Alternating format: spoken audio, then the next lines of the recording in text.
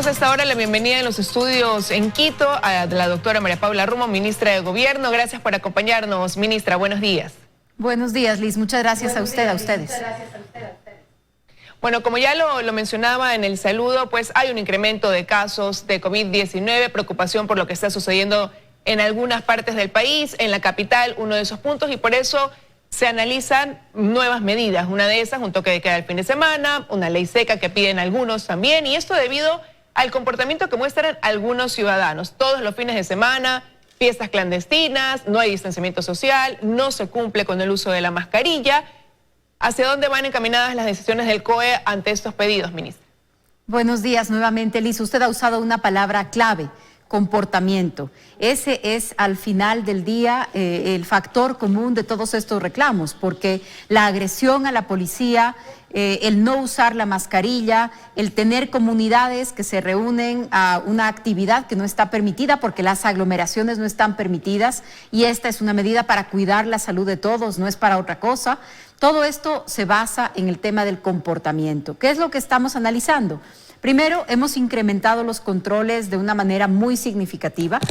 Solamente en la última semana la policía ha hecho más o menos 2.500 controles en la ciudad de Quito. Pongo el número de policía porque es evidentemente el más significativo, pero los militares se acercan a los 700, 800 que también han participado, 800 operativos me refiero, en la ciudad de Quito en una sola semana. Las entidades municipales a su vez están también en esta misma actividad. La Intendencia está haciendo un trabajo extraordinario en el caso de Quito. Hemos retirado más de 2.600 litros de licor artesanal. Me parece que eran 2.680 litros de licor artesanal. Y aquí también otro tema, algunas autoridades, incluso alcaldes de Pichincha, han hablado de la ley seca. ¿Qué significa la ley seca? La ley seca significa prohibir la venta de bebidas alcohólicas o prohibir la venta de alcohol. ¿Para qué nos sirve prohibir la venta de alcohol legal si lo que estamos viendo son miles de litros de alcohol artesanal? Ayer encontramos en una tienda que no está autorizada a vender bebidas alcohólicas el alcohol enterrado, escondido debajo de la tierra alrededor de la tienda. Entonces, realmente tenemos un gran problema en la informalidad. Por supuesto, hay características diferentes en distintas provincias y en distintas ciudades del país, mientras tenemos provincias como Guayas y Santa Elena que pasaron por el pico de contagios antes y que por lo tanto hoy están ya en otro momento de mucha precaución, pero ya de reactivación. En el caso de Pichincha, en el caso de Azuay, sobre todo las grandes ciudades y las ciudades intermedias, necesitamos en estas semanas poner más atención.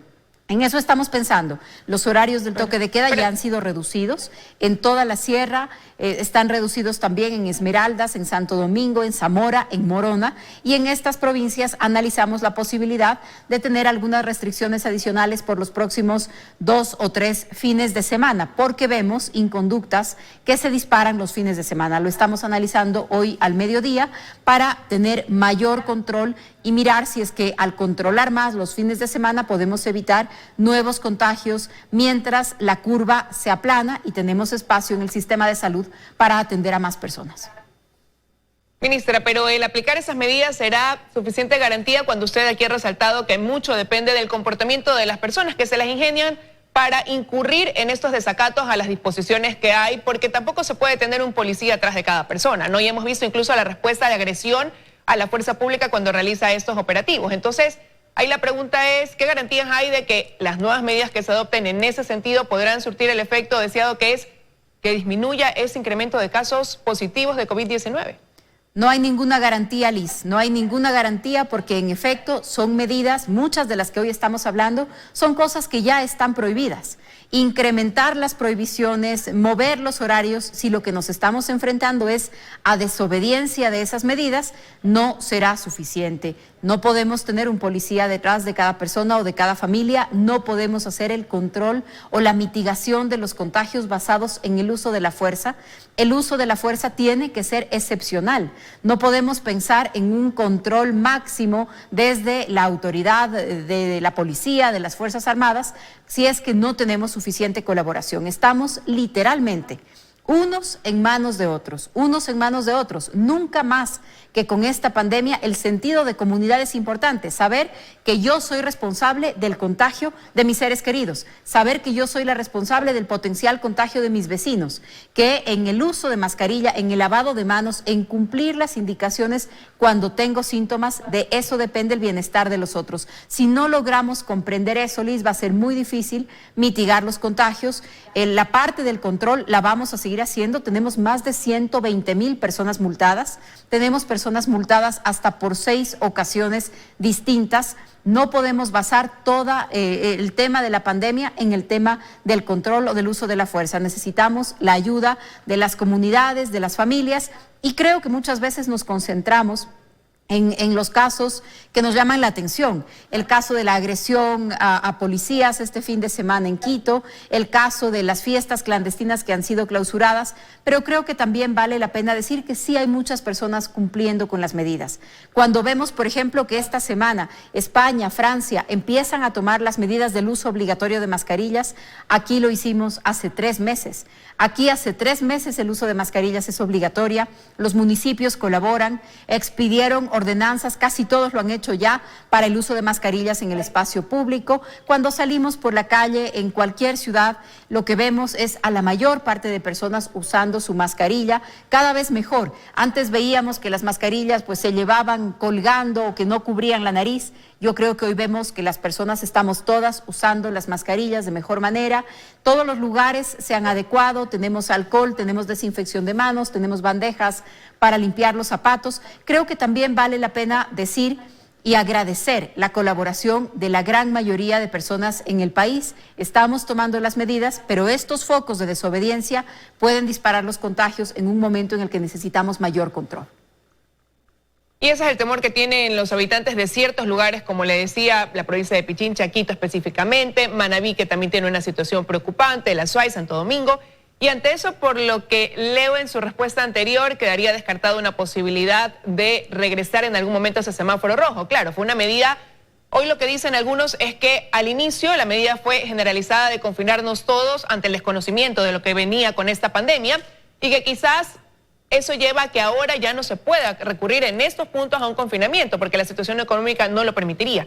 Ahí la pregunta es, entonces, ¿queda descartada esta posibilidad de análisis que algunos plantean, ministra? Desde mi punto de vista, Liz, hoy no sería efectiva ninguna medida de confinamiento total. Después de haber transcurrido más de 120 días de la emergencia, es muy difícil hoy pedirle a la ciudadanía que se quede en su casa como los primeros días de la pandemia. Si bien esos primeros días la situación era distinta en distintos lugares del país, esos primeros días sirvieron para que nos habituemos a estas nuevas medidas, para que nos preparemos. En el caso de Pichincha, la cantidad de camas de terapia intensiva ha crecido en el 300%, hemos multiplicado el número de camas intermedias, hemos aprendido más, me refiero al sistema de salud, al tipo de tratamientos. Las primeras semanas todo esto era desconocido. Usted recordará que las primeras semanas incluso la OMS decía que las mascarillas no eran necesarias. Con el transcurso de las semanas y nuevas evidencias empezamos a verificar que el uso de las mascarillas era importante y se hizo obligatorio. Esas primeras semanas sirvieron, ese confinamiento inicial de las primeras semanas sirvió, pero usted bien lo dice, la situación económica y yo añadiría psicológica, de comportamiento de la población, hoy no permite pensar en un confinamiento total. De todas maneras, el semáforo rojo, que tiene más restricciones, no es ya un confinamiento total. No tenemos confinamiento total en ningún lugar del país, pero el semáforo rojo, que contiene más restricciones, es una facultad, una potestad de los COEs cantonales. Esto no corresponde a las potestades del COE nacional. También usted recordará que hemos ido cambiando las reglas del semáforo cada mes, moviendo las condiciones, moviendo la circulación, moviendo los horarios. Durante este próximo mes no vamos a tener cambios en el semáforo, no vamos a tener cambios de horario. Por primera vez desde que implementamos esta medida, el semáforo va a seguir exactamente con las mismas reglas aplicadas el mes anterior. Esta también es una medida para llevar con un poco más de paciencia, de una manera un poco más lenta, el proceso de reactivación. Nosotros empezamos, Liz, a levantar el confinamiento en el Ecuador en el día 70. Hoy estamos viendo, y antes de abrir el noticiero, se hablaba de la experiencia de Colombia, de lo que está pasando también en Perú, hay que mirarlo. Ellos tienen ya más de un centenar de días de confinamiento y hoy empiezan a subir los casos. Nos pasa a nosotros y va a pasar en todos los países del mundo. Conforme hay medidas para salir un poco más, para trabajar un poco más, para encontrarnos con un grupo más grande de personas, lo evidente, lo que va a pasar es que van a subir un poco más los contagios. Necesitamos que esto no sea explosivo, que sea lento para que el sistema de salud pueda atender a las personas que requieran atención médica y eso es ahorita, en este momento, en lo que concentramos nuestra atención. Ministra, hay preocupación en ciertos municipios, uno de esos es el de Guayaquil, que ha dicho que ese plan que tienen armado para esta lucha contra el COVID-19 se puede ver afectado debido a que el gobierno nacional no transfiere los recursos que corresponden. En el caso específico de, como le decía, de acá de Guayaquil, se adeudan 130 millones. Usted que forma parte de este gobierno, ¿sabría cuándo podría el gobierno quizás o qué se está analizando en torno a esa situación, a esa demanda que hacen desde algunos municipios del país? La situación económica no es sencilla y la situación fiscal tampoco.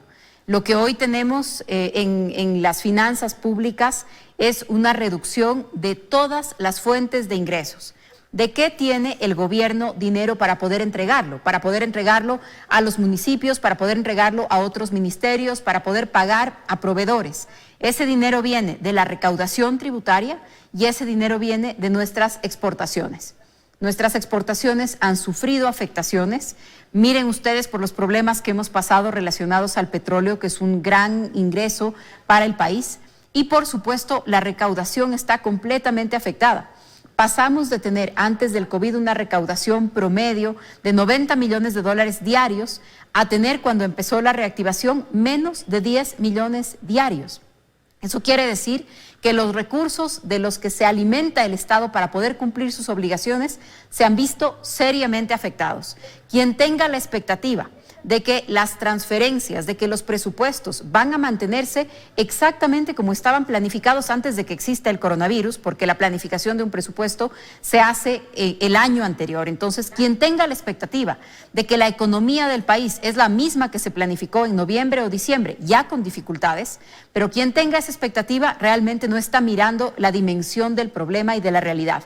Hoy el presidente, algunos ministros vamos a acompañarlo, pero hoy el presidente se reunirá con representantes de los municipios del país para conversar con ellos un cronograma de pagos. El gobierno tiene la voluntad de cumplir, pero su realidad no es sencilla. Liz, hoy, a punto de terminar el mes de julio, todavía no terminamos de pagar todos los salarios del mes de junio. Yo creo que también es momento de hacernos la pregunta si en todos los poderes del Estado hay un recorte de presupuesto, si es que hay algún cambio en las remuneraciones. Nosotros en el Ejecutivo lo hemos hecho. Todos en el Ejecutivo hemos respondido al ajuste que nos puso la realidad. Hay que revisar si es que el resto del país lo ha hecho. El gobierno va a seguir haciendo todo su esfuerzo para obtener el financiamiento que se requiere, pero lo que pedimos es una comprensión de lo que está sucediendo. Vamos a salir adelante, estamos atravesando un momento de esfuerzos, pero por supuesto las expectativas no pueden ser las mismas que en diciembre del año pasado. Habrá que ver qué resulta de la reunión que mantengan el día de hoy. Ministra, y hay otros temas que guardan relación con la corrupción, los actos de corrupción acá en el país. Uno de estos, lo que sucede con el Hospital de Pedernales. La semana pasada usted tuvo su comparecencia ante la Asamblea Nacional, pero hay otros funcionarios que no lo han hecho. Uno de ellos, el asambleísta Eliseo Azuero. ¿Qué sabe quizás la Policía Nacional del paradero del asambleísta, que como digo, pues su abogado ha dicho no puede revelar dónde se encuentra, por su estado de salud podría ser complicado? Y nadie sabe hasta ahora dónde está el asambleísta Eliseo Azuero. Tanto el señor Azuero como las otras personas que están investigadas por distintos casos en el país y que no se han presentado a la justicia en este momento se encuentran en lo que la policía llama el bloque de búsqueda. Es decir, tenemos equipos de policía enfocados específicamente en ubicarlos y poder detenerlos para llevarlos a órdenes de la justicia porque pesa sobre ellos una boleta de captura. No podría darle más detalles ni de este ni de ningún caso y los anunciamos cuando son detenidos para ser puestos a órdenes de la justicia, como lo hemos hecho con la gran mayoría de los implicados. Lo vamos a seguir haciendo y, por supuesto, colaborando en todo con esta fuerza de tarea que conformamos de manera conjunta entre Fiscalía General y Policía Nacional para atender los casos más urgentes relacionados con los temas de la pandemia o con este último periodo en donde en realidad tenemos que dar con todos los responsables para tranquilidad del país, para tranquilidad de los ciudadanos y para poder seguir mirando adelante. Esto esperamos que también en las próximas semanas, porque ya está la instrucción, ya están formulados cargos. Todas las personas que fuimos mencionadas en la conversación entre aparentemente estos dos interlocutores, acudimos a la Fiscalía para rendir una versión libre, para comentar si es que teníamos algo que comentar frente a la justicia, y yo esperaría que en las próximas semanas estos casos, este y otros casos en los que han habido muchos avances en la investigación, pues lleven ya a una audiencia para que las personas responsables sean juzgadas. Y ministra, la expectativa está ante cómo actúe la justicia en estos casos: Hospital de Pedernales, la red de corrupción en los hospitales del IES, la entrega de carnets de discapacidad a quienes no tenían una discapacidad. Hay muchos casos en los que la justicia tiene que resolver. Y más allá de que no se dé, obviamente, una injerencia de una función del Estado en otra, sí quisiera preguntarle si usted cree que hay las garantías. Y esto se lo pregunto cuando hay casos, como uno reciente, que usted incluso acabó de comentar hace pocos días en sus redes sociales, como se dio la detención de un ciudadano de doble nacionalidad ecuatoriano-estadounidense. Esto pasó en Tumaco. Él se lo encontró con un arsenal de armas. También se conoce que sería dueño de la compañía que prestó seguridad a Julian Assange mientras estuvo detenido en la Embajada del Ecuador en Londres. Y sin embargo, con todo este arsenal de armas, la jueza a cargo decide no dictar prisión preventiva. Entonces, ¿qué garantías puede haber cuando nuevamente hay casos donde se evidencia un cuestionamiento hacia esa función, hacia la función judicial? Este es un caso preocupante, yo lo he dicho, esta detención se dio en Tumaco y efectivamente la característica del armamento más 9.000 municiones que fueron encontradas, pues realmente ameritaba ir más allá. Desde mi punto de vista, trato siempre de ser muy cuidadosa en incluso no comentar la actuación de los jueces, pero hay casos que ya nos preocupan muchísimo. Yo añadiría a eso que se levantó también la prisión preventiva en contra de Jairala Zunino y algunos otros implicados en el tema del Hospital Teodoro Maldonado. Esta es la segunda vez que se dicta prisión y se levanta la prisión. Entonces, estas cosas, por supuesto que nos preocupan, porque el tipo de medidas cautelares que se dicten son las que ayudan o no a que una persona comparezca a la justicia. La oportunidad de que sean dictadas también, porque cuando se tardan días en analizar los jueces un pedido de una orden de captura, de una detención, muchas veces se convierte en una manera de alertar a los implicados. Esto nos preocupa, lo miro con expectativa, con preocupación, pero también con confianza. Las instituciones de la justicia tienen que funcionar y para que no haya impunidad, hay una parte que tiene que ver con el trabajo de la policía. Confío en que la policía está haciendo su trabajo, lo demuestra, lo demostramos todos los días. La Fiscalía me parece que también hace importantes esfuerzos y muchos jueces también. Creo que hay que ser cuidadosos de no generalizar. Hay jueces, hay fiscales, hay policías, hay autoridades que estamos enfrentando mafias muy poderosas y que lo estamos haciendo con decisión. No hay que generalizar, pero hay que observar casos en donde no se está dando. No, y hay otros en que ni siquiera llaman la atención, ni siquiera se vincula a personas que quizás deberían estar dentro de los procesos. Uno de esos casos, la red de corrupción de hospitales del IES, donde uno de los mayores contratistas, una familia que era contratista de ahí, la Candela Llerena, que se lo ha mencionado públicamente, ni siquiera se los incluye dentro del proceso, dentro de una investigación, cuando podrían ser una pieza clave. Entonces, ¿cuál es ese sentir? De ver que hay autoridades que sí, instituciones que sí, la policía, la fiscalía hace su trabajo, pero ese contrapeso que debería tener de la función judicial muchas veces guarda un desequilibrio en eso. ¿Qué esperanza podríamos tener los ecuatorianos de ver cómo va a ser juzgada estos actos de corrupción que han causado incluso tanto dolor y daño al país? Insisto, hay que mantenerse atentos, hay que mantenerse vigilantes de la actuación de todas las funciones, de todos los involucrados en estos casos, pero también hay que confiar y reconocer que muchas cosas importantes se están dando. Estamos hablando de unas lógicas, de un modus operandi, de personas, de organizaciones que no nacieron el año pasado ni nacieron hace 2 años. Estamos hablando de corrupción en obra pública, estamos hablando de corrupción en suministros y ventas al Estado. Esto no empezó el día de ayer, esto no empezó hace 100 días con el coronavirus. Estamos hablando de desestructurar organizaciones que probablemente han funcionado por más de una década en la impunidad. El hecho de que hoy estemos conversándolo, el hecho de que estemos discutiendo si se dictó o no se dictó la orden de captura, que estén en un bloque de búsqueda determinadas personas, todo esto significa que las cosas están funcionando. Por supuesto, hasta que las sentencias no se dicten, hasta que no estén en firme, hasta que no se recuperen los recursos, sentimos que todavía se puede hacer más. Así lo sentimos. Pero también hay que decir que las señales contra la impunidad en el país, las señales contra la impunidad que se han dado en los últimos 3 años, no las hemos conocido en nuestra historia republicana. Este mensaje de que la ley es para todos, que no importa el poder, el cargo, el nivel de influencia que una persona tenga o haya tenido. Si tiene que responder por un delito, está respondiendo por un delito. Yo creo que ese es un mensaje importante en la reconstrucción democrática del país y no se puede